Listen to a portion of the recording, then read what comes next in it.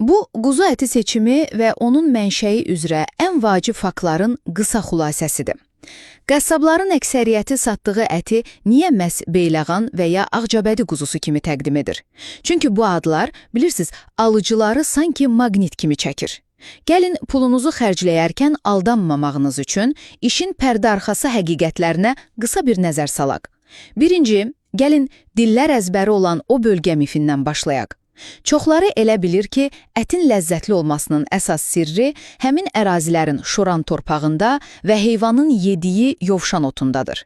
Hətta ətin o sarıya çalan rənginin bir xəstəlik deyil, məhz xüsusi ləzzət göstəricisi olduğuna inanırlar.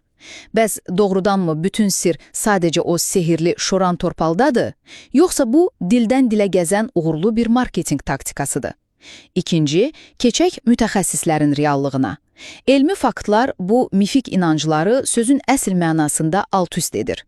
Əslində, ətin keyfiyyəti rayonun adıyla yox, heyvanın necə bəslənməsi və kəsim qaydası ilə ölçülür. Baxın, Beyləqan və Ağcabədi düzənlik ərazilərdir.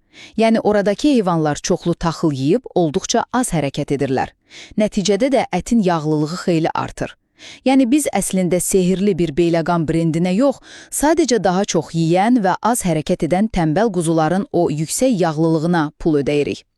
Üçüncü, istehlakçı hüquqlarımız və aktanın qaydaları.